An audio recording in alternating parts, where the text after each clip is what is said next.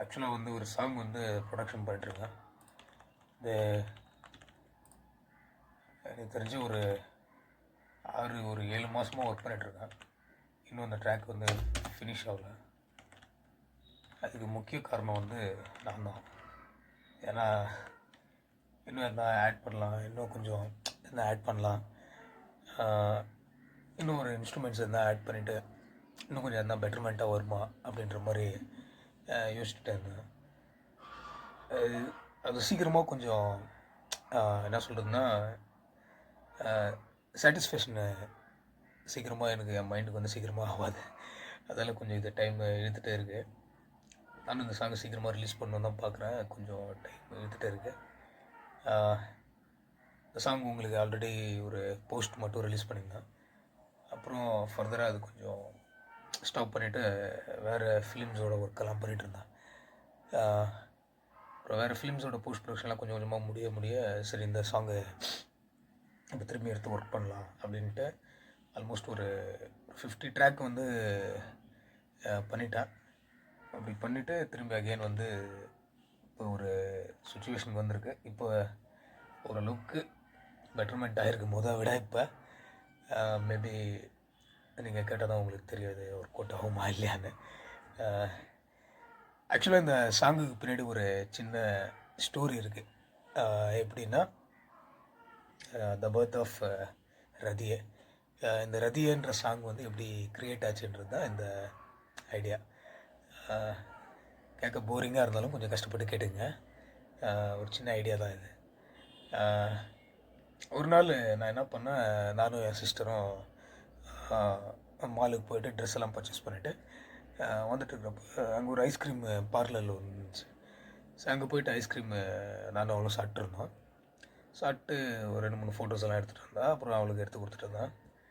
இப்போ சடனாக ஒரு பொண்ணு என்ட்ரி ஆனாங்க. என்ட்ரி ஆனோடனே அந்த பொண்ணு கண்ணு மட்டும்தான் தெரியுது. மீதி எல்லாமே வந்து ஸ்கார்ஃப் போட்டு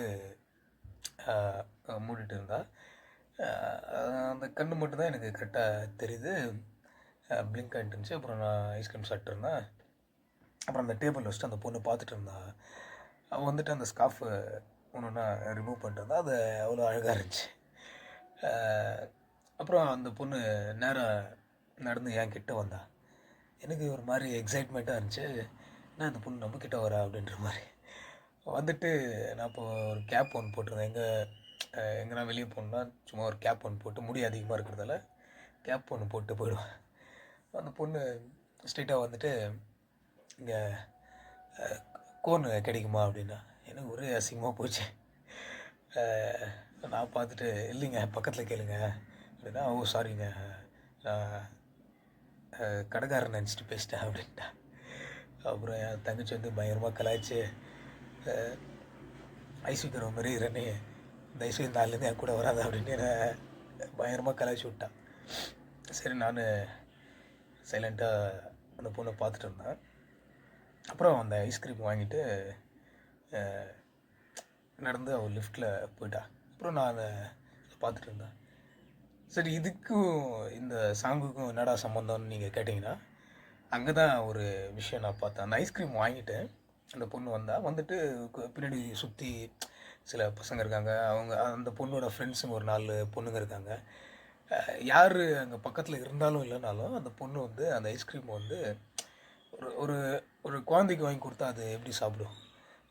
பின்னாடி சுற்றி யார் இருக்கிறாங்க அதெல்லாம் பார்க்காம அந்த ஐஸ்கிரீம் சாப்பிட்றதுல அவ்வளோ ஒரு என்ன சொல்கிறதுனா ஒரு அவங்க சுற்றி என்ன இருக்கிறதெல்லாம் பார்க்காம அந்த பொண்ணு வந்து அவ்வளோ அழகாக ஐஸ்கிரீம் சாப்பிட்டு இருந்தா.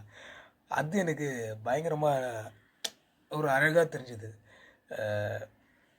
எத்தினாலும் நான் என்ன நினச்சிட்டு இருந்தேன், ஒரு ஃபேஸில் மேக்கப் பண்ணிட்டு நல்லா ட்ரெஸ்ஸிங் பண்ணால் இதுதான் அழகு அப்படின்ற மாதிரி ஒரு ஃபீல் நம்ம எல்லாருக்குமே தோணும். ஆனால் உண்மையான அழகு என்னன்றது தன்னை அறியாமல் வெளியே வர்றது அப்போ ஒரு ஸ்பார்க் ஒன்று வருது இல்லையா, அது பயங்கரம் சூப்பராக இருந்துச்சு. அப்புறம் அந்த இடத்துல வந்து சரி எதனா ஒன்று ஹம்மிங்கு தூண்டிட்டே இருந்துச்சு. அப்போ தான் வந்து நான் என்ன பண்ணேன், ஐஸ்கிரீம் சாப்பிட்டேன்னா அப்போ என் தங்கச்சி என்ன பண்ணா பார்த்தது போதும் ஐஸ்கிரீம் ஒரு உருகுது அப்படின்னா இது நல்லா இருக்குது அப்படின்ட்டு என்ன பண்ணோம், சும்மா ஒரு ஹம்மிங் செஷன். அப்புறம் வீட்டுக்கு வந்துட்டு மியூசிக்கு ஆல்ரெடி ஒரு ஒரு வேறு ஒரு இது பண்ணிகிட்டு இருந்தேன் ட்ராக்கு.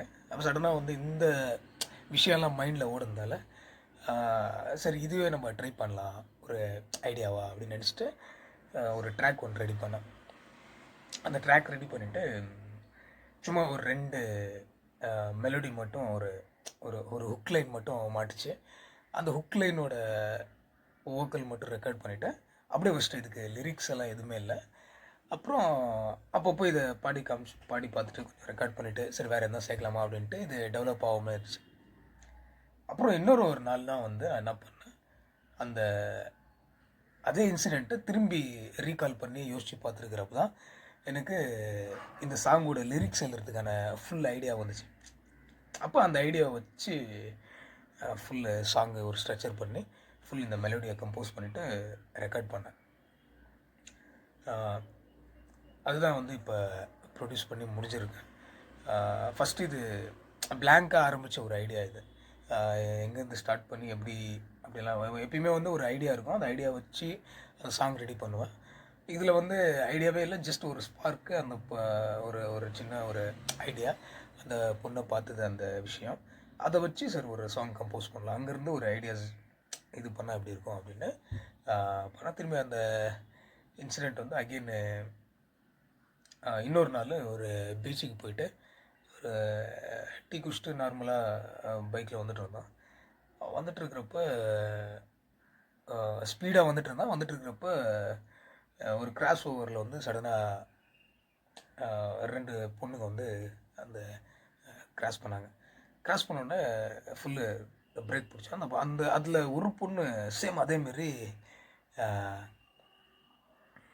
என்ன சொல்கிறதுன்னா, அந்த கிராஸ் பண்ணுறதுக்கு முன்னாடி நாங்கள் பைக் வர்றப்போ அந்த பொண்ணு வந்து நான் ரோடு கிராஸ் பண்ணோம் கொஞ்சம் ஸ்லோவாக வாங்க அப்படின்னு அந்த செய்கையில் அவன் கண்ணில் ரியாக்ஷன் இல்லை, அதை பார்த்தேன். அது பயங்கர ஸ்பார்க்காக இருந்துச்சு. அப்போ அதுவும் சூப்பராக ஒரு மேஜிக்கலாக இருந்துச்சு. அப்போ இந்த 2 விஷயமும் எடுத்து அந்த இயல்பான அந்த விஷயம், அது அந்த அந்த கண்ணில் இருக்கிற அந்த ஸ்பார்க்கை வச்சு அந்த மெசேஜ் சொன்னது, நான் ரோடு கிராஸ் பண்ணுறேன் கொஞ்சம் ஸ்லோவாக வாங்க அப்படின்னு. இப்போ பொதுவாக என்ன பண்ணுவாங்க, கை காட்டுவாங்க. ஆனால் அந்த பொண்ணு அந்த கண்ணில் அந்த ரியாக்ஷன் காமிச்சது வந்து பயங்கரம் ஸ்பார்க்காக இருந்துச்சு எனக்கு இந்த சாங்கு முடிக்கிறதுக்கு. அப்போ இந்த 2 இன்சிடெண்ட்டும் வச்சுட்டு சரி இந்த 2 இன்சிடெண்ட்டு ஒரே பொண்ணு, அப்போ இந்த பொண்ணு நம்ம திரும்பி பார்க்குறோம், அந்த பொண்ணு தான் இதுன்னு நினச்சிட்டு இந்த பொண்ணு வேறு அந்த பொண்ணு வேறு. ஆக்சுவலாக இவங்க மாலில் பார்த்தது வந்து ஒரு என்ன சொல்கிறது, ஒரு நார்மலாக ஒரு இதில் இது இவங்க வந்து ஒரு நர்சிங் பண்ணுற ஸ்டூடெண்ட்டு. அப்போ 2மே அதை கொலாபரேட் பண்ணிவிட்டு இந்த கேர்ள் தான் நம்ம திரும்பி பார்த்தோம். அப்போ இது ஃபுல்லாகவே இந்த சாங் ஸ்ட்ரக்சராக ஒன்று ரெடி பண்ணால் எப்படி இருக்கும்ன்ற ஐடியாவில் தான் ஃபுல்லாகவே அந்த சாங் வந்து எழுதி முடிச்சிட்ட பிறகு அதுக்கப்புறம் தான் இது ஃபுல்லாகவே ஒரு மெலோடியாக க்ரியேட் ஆச்சு. ஏன்னா எப்பயுமே ஒரு சாங் ஆகட்டும் ஒரு ஸ்கிரிப்ட் ஆகட்டும் நான் எழுதுகிறப்ப ஃபஸ்ட்டு நான் யோசிக்கிறது என்னென்னா, எவ்வளோ இது நேச்சுரலாக, அதாவது ஒரு ஆர்டிஃபிஷியலாக இல்லாமல் வாண்டடாக ஒன்று இல்லாமல் ஒரு க்ரியேட்டிவ் ஜோனில் இது க்ரியேட் பண்ணால் எப்படி இருக்கும் அப்படின்றது தான் இந்த ஐடியா. அப்போ தான் அந்த ஐஸ்கிரீம் பார்லரில் நான் எழுதின ஃபஸ்ட்டு ஐடியா வந்து ரதியே. ஓகே, ரதியேன்னு கிடச்சிச்சு. சரி இது எப்படி நம்ம சாங்காக கன்வெர்ட் பண்ணுறது, ரதியன்ற அந்த வேர்டு மட்டும்தான் இருக்கு. அப்போ இது சாங்காக கன்வெர்ட் பண்ணுறதுக்கு என்ன பண்ணலான்றதப்போ தான் அந்த மெலோடியை உட்காந்து ஒர்க் பண்ணேன். அந்த மெலோடியோட ட்ராக் வந்து நான் ஒரு டைம் உங்களுக்கு ப்ளே பண்ணி காட்டுறேன், எப்படி ஸ்டார்ட் ஆச்சுன்னு. அது எப்படி இருக்குன்னு பார்த்துட்டு சொல்லுங்கள்.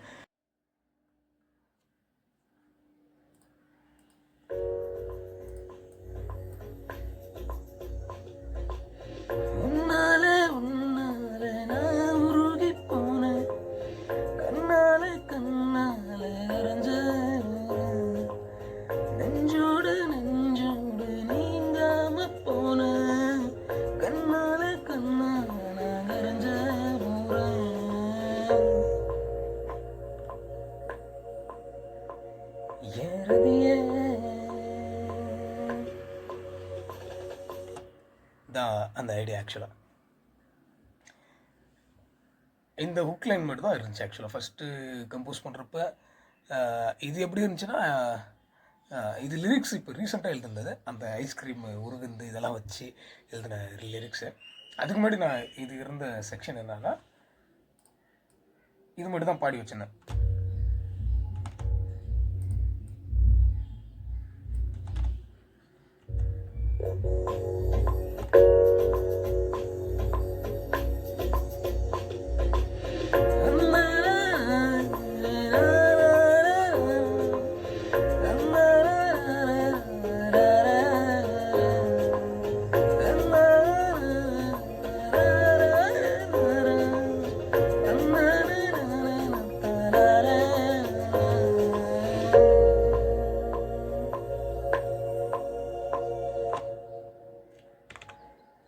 ஸோ இந்த ஐடியா தான். கம்மிங் February 14th இந்த சாங் வந்து ரிலீஸ் ஆகுது. இந்த ட்ராக்கு நான் பாடல. ரொம்ப நாளாக ரொம்ப வருஷமாக பாட்டு தரேன்னு சொல்லி ஒரு பையனை வந்து ஏமாத்தி, இப்போ அந்த பையனுக்கு ஃப்ரெண்டு தான், தம்பி தான், அவனுக்கு தான் இந்த பாட்டு பாட போகிறான். நிஜமாலுமே என்னோட நல்லா பெட்டராகவே பாடியிருக்கான். இது ஒரு புது எக்ஸ்பீரியன்ஸாக இருக்கும்னு நினைக்கிறேன். கண்டிப்பாக இந்த சாங் வந்து உங்களுக்கு பிடிக்கும். பிடிச்சா லைக் பண்ணுங்கள், பிடிக்கலாம் கமெண்ட்டில் நல்லா இல்லை என்னன்னு சொல்லுங்கள், நான் மாற்றிக்கிறேன். அடுத்த வாட்டி இதோட பெஸ்ட்டாக ஒரு மியூசிக் ப்ரொடியூஸ் பண்ண ட்ரை பண்ணுறேன். ஒவ்வொரு டைமும் ஒரு சாங்கு ப்ரொடியூஸ் பண்ணுறப்ப அதுக்கு நான் டைம் வந்து ரொம்ப இழுத்துக்கிறேன். அதுக்கு முக்கிய காரணம் வந்து நான் தான். சில டைம் என் லேப்டாப்ஸு ரிப்பேரில் போகுது, ஹார்ட் டிஸ்க் ரிப்பேரில் போகுது, அங்கங்கே கொஞ்சம் கொஞ்சம் ப்ராப்ளம்ஸ் ஆகிறதால, அப்புறம் என்னோடய ஃபிலிம்ஸ் ஒர்க்கு ப்ளஸ் என்னோடய எடிட்டிங் அது இது போஸ்ட் ப்ரொடக்ஷன் போகிறதால கொஞ்சம் ஹெவி ஒர்க் இருக்கிறதால சாங்ஸ் வந்து கீப்பான ஒர்க் பண்ண முடியல. பட் இனிமேல் வந்து அட்லீஸ்ட் ஒரு 2 மாதத்துக்கு இல்லை 1 மாதத்துக்கான ஒரு சாங் ரிலீஸ் பண்ணணுன்னு ஒரு பிளான் பண்ணியிருக்கேன். அது நடக்குமா நடக்கலாம் தெரியாது. பட் மேபி போன சாங்கோட இந்த சாங் இன்னும் பெஸ்ட்டாக தரணும், அடுத்த சாங் பண்ணுறப்போ இதை விட இன்னும் பெஸ்ட்டாக தரணுன்றது தான் ஒரு டைம் யோசிப்பேன். மியூசிக்கலாகவும் சவுண்டிங்காகவும் ஒவ்வொரு டைமும் அந்த லேர்னிங் ப்ராசஸில் தான் இருக்கேன். கண்டிப்பாக இது போன சாங்கை விட இன்னும் கொஞ்சம் பெட்டராக இருக்கும்னு நான் நினைக்கிறேன். பிடிச்சிருந்தா கமெண்ட்டில் சொல்லுங்கள். கம்மிங் February 14th அன்றைக்கி இந்த சாங் வந்து லிரிக்கல் வீடியோ ரிலீஸ் ஆகும். பார்த்து என்ஜாய் பண்ணுங்கள். தேங்க்யூ. God bless.